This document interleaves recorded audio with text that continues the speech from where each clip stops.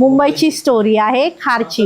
ह्या कथा मनोरंजनासाठी आहे. काही लोकांचे अनुभव व काही पूर्णपणे काल्पनिक असू शकतात, त्यामुळे कृपया यांना मनोरंजन म्हणून घ्या. ह्या कथा आपल्या संस्कृतीचा एक भाग आहे, अगदी लहानपणी आजी आजोबांनी सांगितलेल्या गुड गोष्टींसारख्या. आमचा हेतू कोणत्याही प्रकारच्या अंधश्रद्धा किंवा भीती निर्माण करणे नाही. हा, कामावरून त्यांना म्हणजे कशी ते सेकंड शिफ्ट होती, त्याच्यामुळे त्यांना आपलं कसं साईमध्ये घर आणि टॉयलेटला आपल्याला बाहेर जायला लागायचं, कॉमनचा टॉयलेटमध्ये. तर हे असे जेवले वगैरे. आणि त्यांच्या ती जस्ट 15 दिवस अगोदर आहे ना, त्यांच्या मैत्रिणीची एक आई ऑफ झालेली.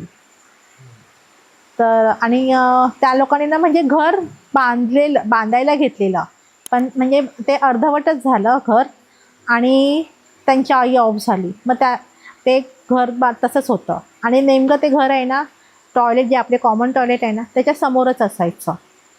मग ह्यांनी काय केलं, आले कामावरून, जेवले आणि टॉयलेटला गेले.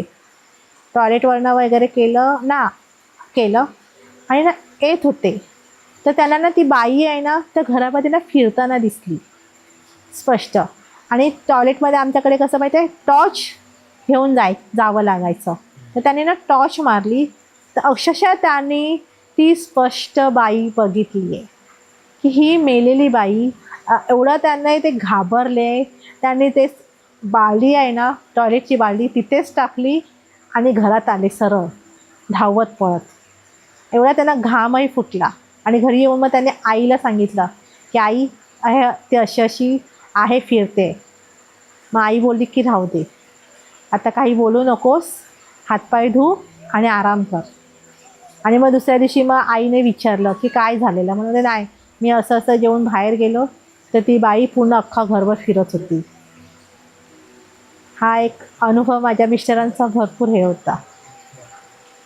आणि ते नाईट शिफ्ट मध्ये असल्यामुळे त्यांना तर बरेच असे दिसत पण म्हणजे अनुभव पण आले असतील.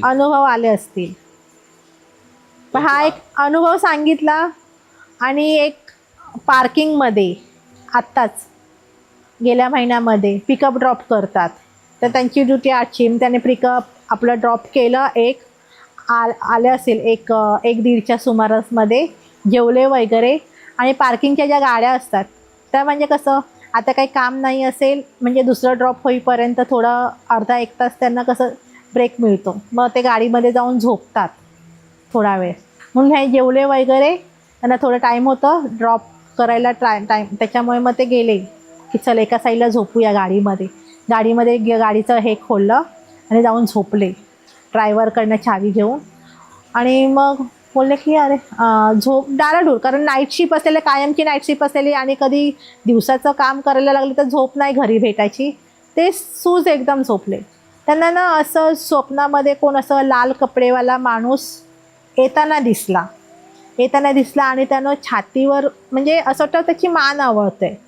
ते उठायचा प्रयत्न करतात, अक्षरशः कमीत कमी ते 10 ते 15 मिनटं ते उठायचा प्रयत्न करतात, पण नाही, त्यांना उठायलाच होत नव्हतं.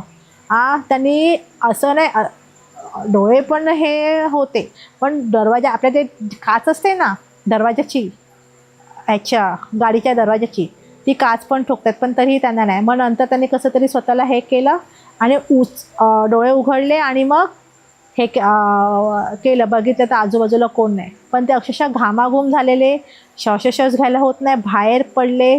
आणि मग नंतर तिकडनं एक ड्रायव्हर आला.